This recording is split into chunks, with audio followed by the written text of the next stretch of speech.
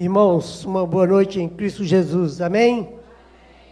Todos são bem-vindos a esse culto de louvor, adoração e gratidão a Deus.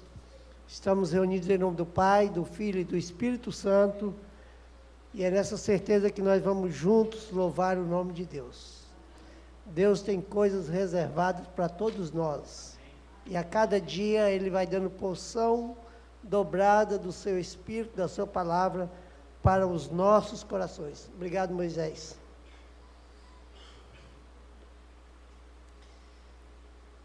Como é bom saber que nós estamos vivendo um momento social, cultural no nosso país, nesse mês de março, celebrando o Dia Internacional da Mulher. E nada mais justo do que no dia de hoje pregar sobre uma mulher, uma personagem da Bíblia, já que no nosso contexto de Brasil, a Constituição Federal de 1988, no seu artigo 5º, inciso 1º, diz: homens e mulheres são iguais em direitos e obrigações. E a Declaração Universal de Direitos Humanos, no seu artigo 21, afirma: toda pessoa tem direito a tomar parte no governo de seu país, diretamente ou por intermediário de representantes livremente escolhidos. O que nos alegra, irmãos, é que a história da humanidade está sendo escrita pela boa participação da mulher, que tem trabalhado intensamente no presente, acreditando no futuro, para que coisas e algo mais aconteça na sociedade. Nas Escrituras do Antigo Testamento, nós vamos encontrar a participação da mulher de forma significativa, tanto no ministério de igreja, no ministério eclesiástico e na sociedade. E nessa busca da mulher na vida eclesiástica e no exercício da fé, eu quero destacar o lugar de uma mulher no exercício da fé e da oração, que é, na verdade, uma história que merece destaque, que é a busca do desejo. Quando nós observamos a história da Ana, nós percebemos coisas profundas e que nos faz pensar. Obrigado, José.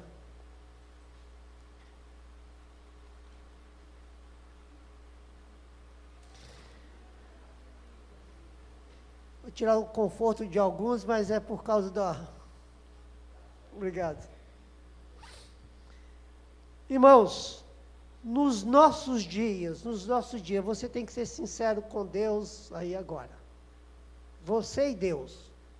Esquece o pregador, você e Deus.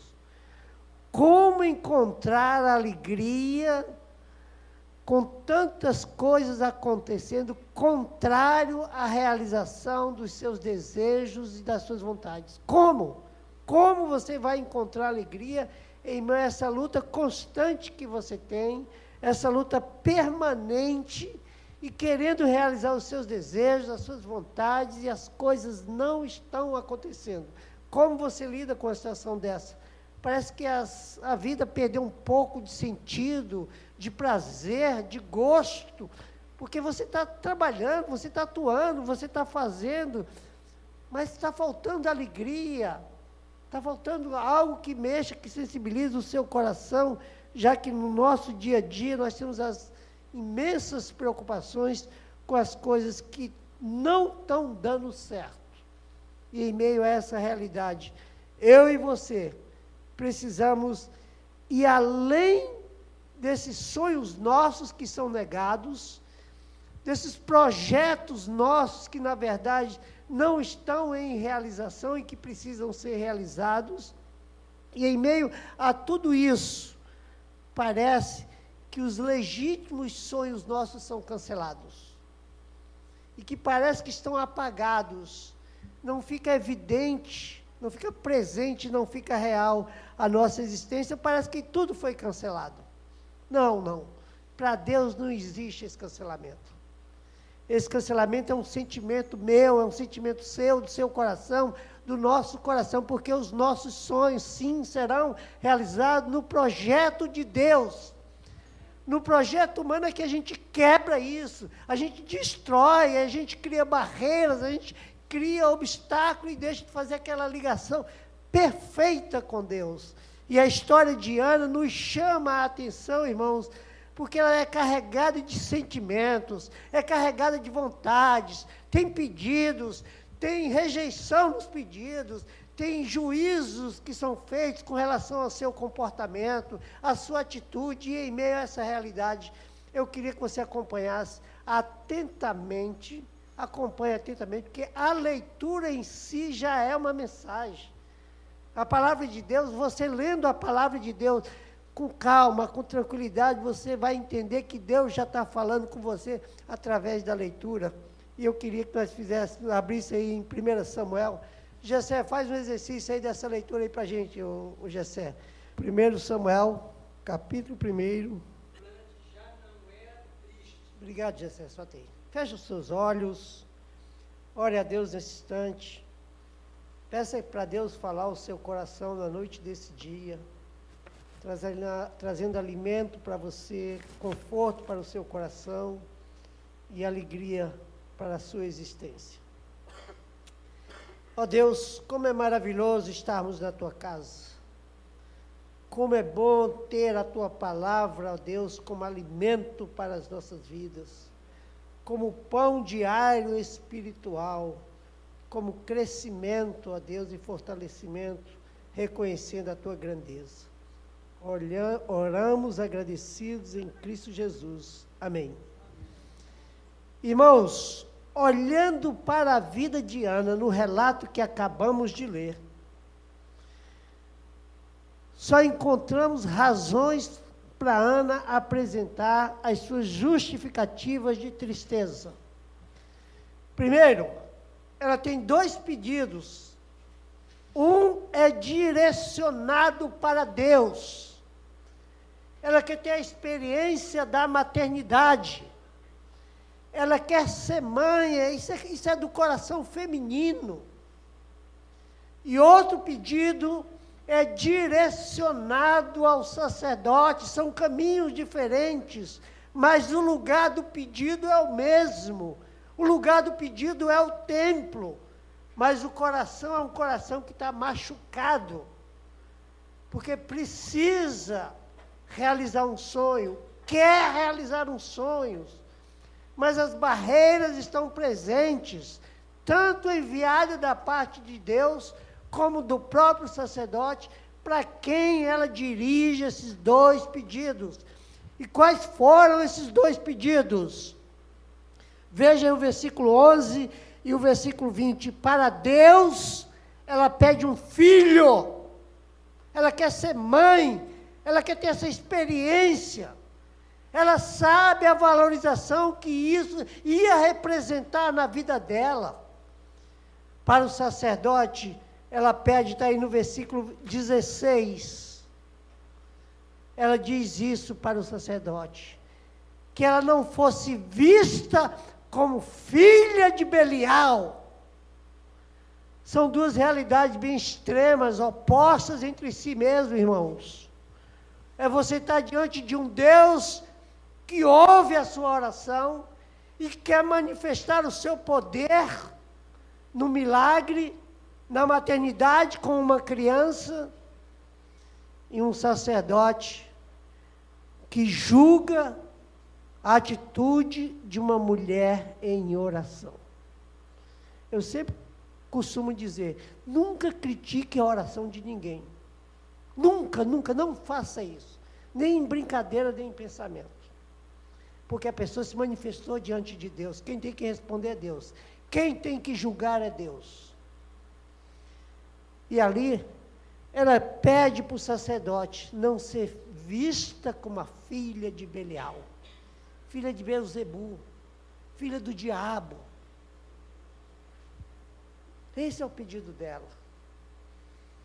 Essa jovem senhora, já esposa, mas sem filhos, chega para o sacerdote diante de uma realidade em que ela insiste na sua oração. E nessa insistência, orando de forma compulsivamente, falando em ansiedade, num quadro de ansiedade, porque os nossos desejos podem nos conduzir a um estágio de ansiedade. Isso é muito sério, isso é difícil, isso é complexo. Você se apresentar num quadro clínico de ansiedade, e ela está ali diante de Deus, fazendo a sua oração no lugar certo, no templo, fazendo a sua queixa para o próprio Deus, pela questão da esterilidade, por ser estéril. E aí, em meio a essa realidade, seu sofrimento, por causa da falta de gerar um filho, também, e por causa de provocações. E quem está fazendo as provocações é justamente a Penina, esposa de Eucana, porque a tradição daquela época recomendava, legitimava, se você casasse e a mulher não lhe desse filho, você poderia casar com outra pessoa. E aí essa realidade está presente, e em meio a essa presença, em meio a essa amargura de alma, por não gerar um filho, por não dar um filho a Eucana, ainda vai ter que sobreviver, e está sobrevivendo com as provocações de Penina. E aí vai deixando o coração machucado, amargurado, mas é uma pessoa que vai no templo orar, irmãos. É uma pessoa que não tem medo de se manifestar diante de Deus em oração, com o coração machucado, com o coração ferido, com o coração triste, mas está ali orando a Deus, para que algo mais aconteça. E isso é tão sério, que já estava envolvendo até o seu hábito alimentar, sem vontade para querer comer. Veja a dimensão daquela luta, daquele sofrimento, e em meio a essa realidade, as coisas vão tomando outra direção e outro rumo, porque era uma mulher que estava sendo ironizada pelo papel que ela vinha exercendo até aquele momento. Mãe sem filho. E aí, nós podemos entender que esse quadro de não gerar o filho era a coisa mais humilhante daquele contexto. Se a vida já é difícil, imagine encarar uma realidade dessa. E aí, o que ela vai fazer? Versículo 10. Eu queria que você prestasse atenção. Versículo 10. O que Ana foi fazer? Pode ler, igreja. Levantou-se com a amargura da alma.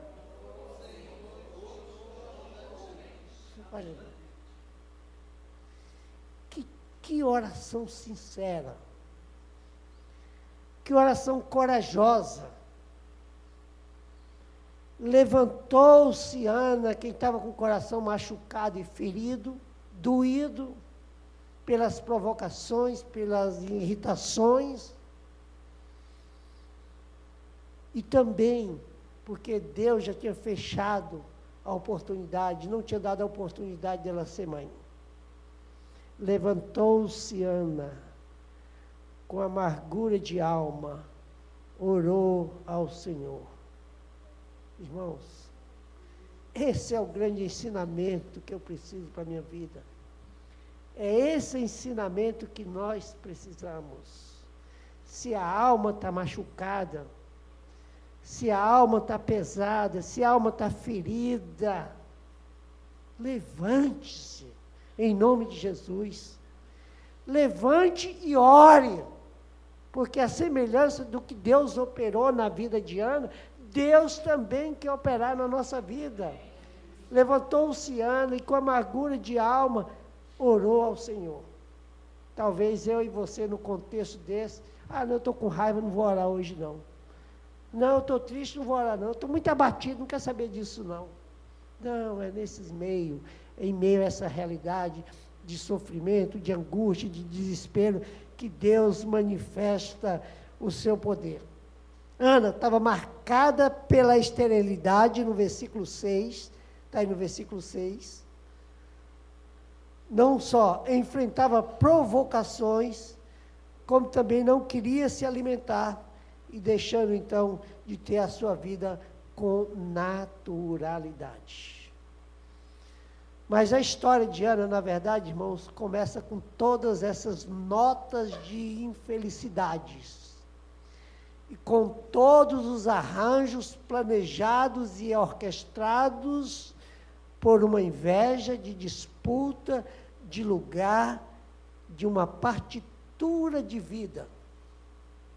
Por que isso, irmãos? Porque na Bíblia, o que nós encontramos, na verdade, é um sinal do que Deus quer mostrar para nós. Se a história de Ana tem toda essa circunstância de aflição, e ela carregava uma legítima tristeza, não por vontade própria, mas enfrentando as circunstâncias da própria realidade, ela resolve então entrar no relacionamento com Deus. Quando tudo não está bom, quando tudo está triste, quando nada está dando certo, esse é o caminho recomendado. Levantou com amargura de alma e orou ao Senhor. Sabe por que ela fez isso, irmãos?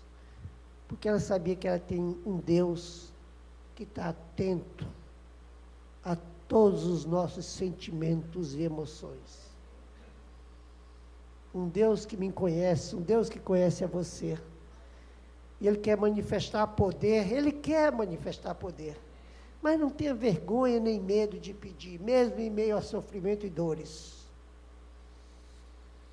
Como é bom ver uma condição dessa da Ana, para a gente poder refletir o que Deus quer fazer na vida de Ana. O que Deus quer fazer na nossa vida como Ana.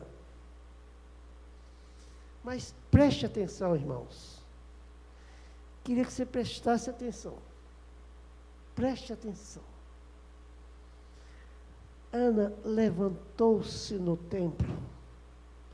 Tinha uma igreja aberta para ela. Tinha uma igreja aberta. Para ela poder fazer a sua oração. Como é magnífico saber que no templo Deus quer operar. Deus opera em qualquer lugar. Mas tem algo que é reservado ao propósito de Deus. E o propósito de Deus foi na frente do sacerdote, que estava julgando, condenando, criticando, num primeiro momento, que depois ele vai fazer uma grande declaração para ela.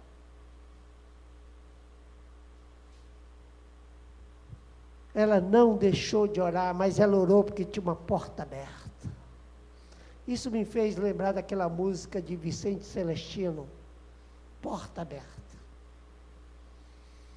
Que eu fiz questão de escrever a letra. Eu já sei porque Deus não me deu o dom de cantar, senão eu ficava misturando demais. E a música de Vicente Celestino é muito bonita, porque trata de um homem, a história da música, ele relata isso na música, se é fato real ou não, alguém chega a pensar que foi a história da vida dele, na rua, dormindo em bancos, em meio a esse sofrimento, falta de afeto, falta de carinho, todas as portas fechadas, tudo para ele estava fechado. Ele vai para a igreja e encontra a porta aberta. Aí ele faz aquela música linda, né? Portas abertas. E essa porta ele vai dizer na sua música, que foi, na verdade, o início da transformação que chegou para consolar o seu coração, para acolher a sua vida e transformar e renovar todo o sentimento. E nessa porta, ele chega a dizer que na porta tem o emblema da cruz. E esse emblema da cruz é Jesus de Nazaré, com que ele vai dizer, essa luz vai me acompanhar, ou me acompanha do nascimento até a morte. Tudo por causa de uma porta aberta. E aí a história de Ana nos faz refletir, irmãos, sobre essa necessidade de algo chegue até nós, do berço até a morte. É a presença de Jesus. É Jesus na nossa existência, que pode nos acompanhar em todo o tempo, e aí eu e você podemos chorar diante desse Deus maravilhoso que abre o seu templo, para que eu e você entrem, para que entremos nesse templo e oremos como devemos orar. Ana descobre ali a teologia do conforto, a teologia da tranquilidade, a teologia da segurança em meio a uma adversidade. Mas essa história da Ana, que começa com esses casos de luta, de choro, de dramas, de vida atribulada, de reclamação, ela resolve investir seriamente na vida dela com Deus. Com Deus. E esse investimento começa a trilhar justamente o caminho do diálogo com Deus. E nesse caminhar com Deus, é um caminho, na verdade, que ela não está preocupada com a vergonha. A vergonha já foi dada pelo próprio sacerdote. Embriaguez, vinho, filha de Belial, não se envergonhou com nada disso. Tomou decisões e tomou decisões acertadas, porque ela estava expressando tristeza, frustração, mas estava alimentando esperança num Deus que pode responder a um pedido seu. É esse ensinamento que nós precisamos tirar dessa leitura bíblica. Deus responder a um pedido nosso. Ao encontrar liberdade ali, para derramar diante de Deus, conforme o versículo 9 e 10, ela se levanta, chora abundantemente, mas não deixa de fazer a sua oração. Em meio a essa realidade, Ana encontra força e muita força para partilhar da sua própria fragilidade. E essa busca, justamente, é direcionada ao Senhor, porque pelo sacerdote, num primeiro momento, ela poderia desistir do exercício da fé e da prática da oração.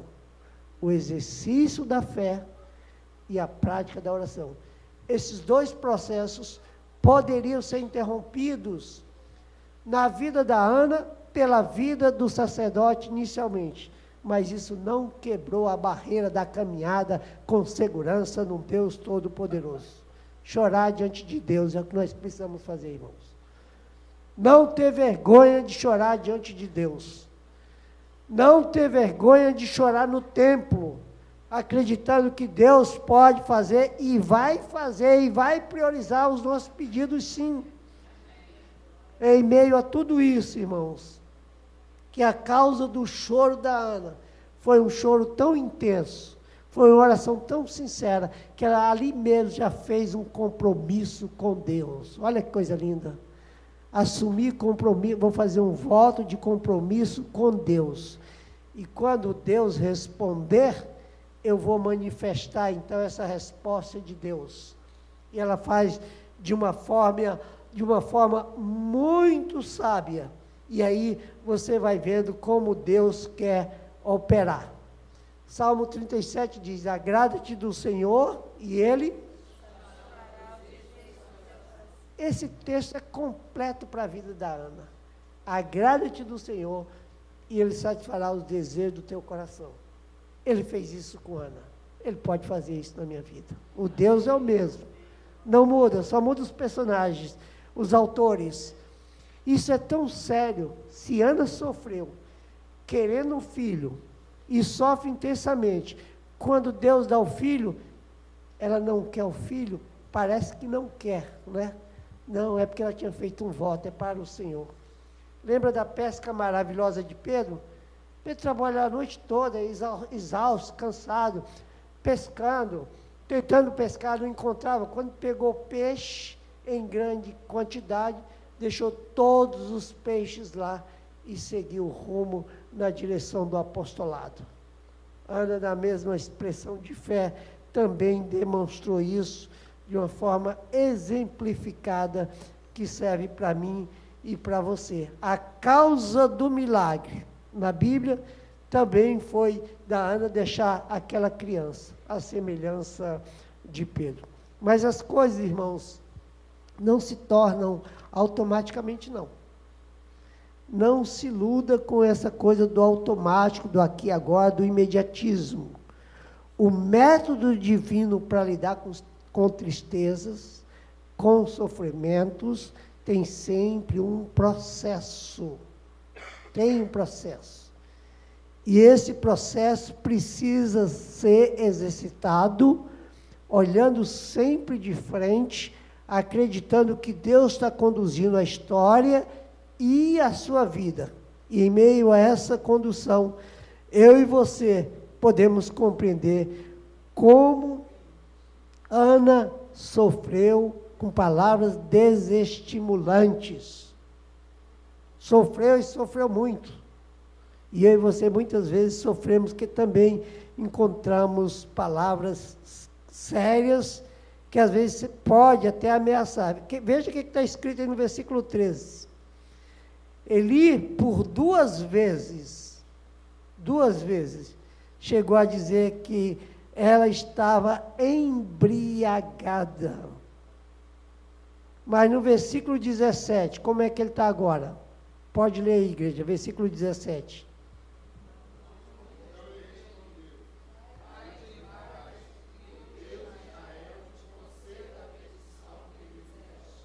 Olha, quem estava com o coração machucado, com o coração ferido, triste, preocupada, agora é o próprio sacerdote. Como é magnífico, irmão, as pessoas perceberem como você está vivendo. Como é bonito saber que tem pessoas olhando para você e vai dizer, vai-te em paz, porque está vendo o que você está recebendo. Porque está sabendo do que Deus está operando na sua vida. Aquilo que Deus já começou a fazer e quer fazer muito mais. Vai-te em paz e Deus te conceda. Vamos caminhar dessa forma, irmãos, acreditando que nós vamos ouvir isso sim. Vai-te em paz e Deus te conceda a tua petição. Ah, irmãos, todos nós temos petições e precisamos ter coragem de fazer, mesmo que tenham os sacerdotes dos primeiros momentos, sabendo que existem os sacerdotes dos outros momentos. E em meio a tudo isso, algo sempre preenche a nossa vida. Olha que fato que precisa ser lembrado nessa narrativa bíblica. É a história física da Ana. A gravidez mexe com a estrutura física da mulher. Biologicamente, é visível e comprovado biologicamente. A gravidez mexe. E a gravidez mexeu, mudou a situação de Ana plenamente. E essa mudança fez com que Ana passasse a trilhar um novo momento e se alegrar de uma forma muito diferenciada.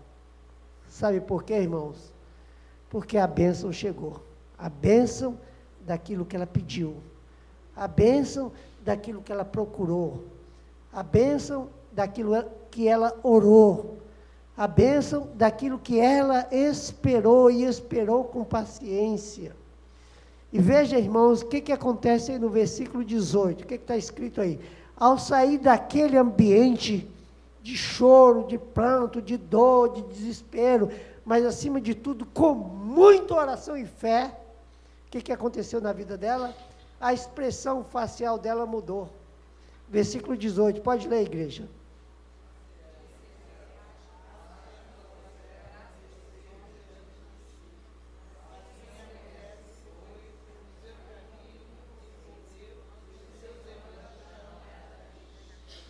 Olha, irmãos, agora é a expressão facial de Ana agora.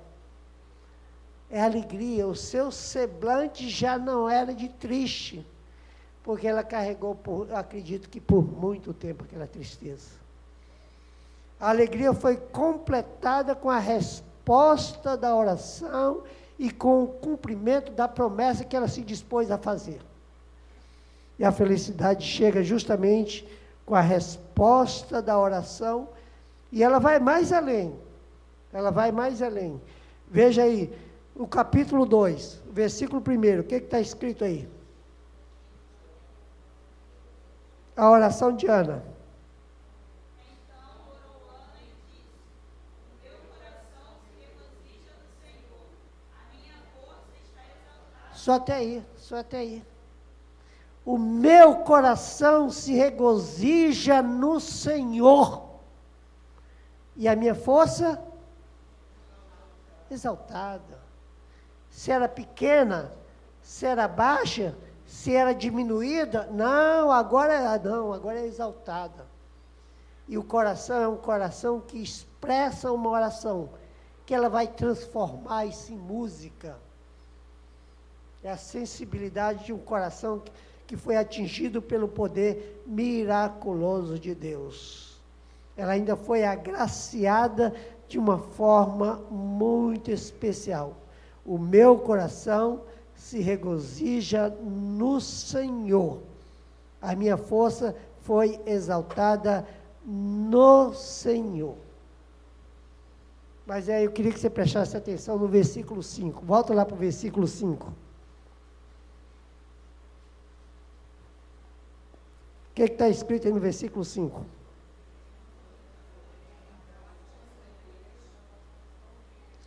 Isso. Ana, porém, dava porção dupla. Você entende o que é isso? Será que a gente consegue compreender o que é isso? Eu não tenho filho, mas eu não vou deixar de estar me dedicando ao Senhor. Eu não tenho os meus desejos realizados, mas eu não vou deixar de me dedicar à causa e nem à casa do Senhor. Eu não tenho as respostas dos meus desejos, das minhas vontades, mas eu não vou deixar de servir ao Senhor, porque no tempo certo, na hora certa, Deus vai operar. Creia nisso. No momento dele, ele vai agir. Não sai atropelando, querendo o seu tempo, quando ainda não é o tempo de Deus. Teve porção dobrada do sacrifício. Gravou isso? Porção dupla do sacrifício. Pergunto, essa pergunta é para mim, e é para você também. Será que nós estamos fazendo o sacrifício como uma porção dupla?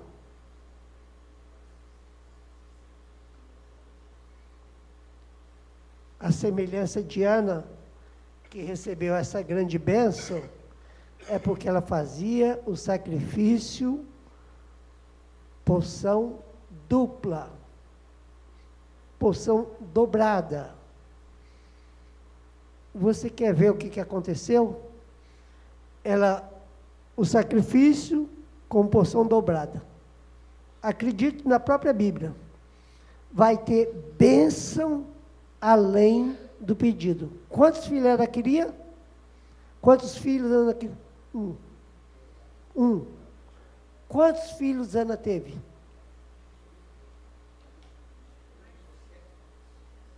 5. 5 filhos.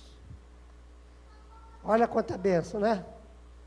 Eu sempre brinco lá com minha família. Se eu pudesse, eu teria 50 filhos. Dá muito trabalho, muita despesa, muita canseira, mas dá muito prazer. Filho dá trabalho? Dá. Dá preocupação? Dá. Tira sono? Tira. Mas dá muito prazer. Ela não teve 5, ela só queria 1. Porção dobrada do sacrifício. Sacrifício de forma dupla. Será que nós estamos fazendo esse sacrifício de forma dupla para sermos contemplados com a bênção que Deus quer dar? Essa é a pergunta que cabe para os nossos corações. E outra coisa mais bonita nessa história ainda, irmãos. Ana, sem filhos, de acordo com a tradição daquela época, ela não tinha um reconhecimento de mulher e nem direito à herança. Sentiu isso? Seria mais uma mulher à margem da sociedade, porque não tinha filhos. E a história da Ana tem essa história que precisa ser contada. Tem filhos, porque soube deixar no templo e aos cuidados de Deus a sua oração. Vamos orar nesse instante, irmãos? Aproveita, faça a sua oração, as portas do céu estão abertas. Vamos orar agora? Faça a sua oração aí no seu coração, no seu íntimo, e deixar uma oração espontânea para quem quiser fazer, pode orar.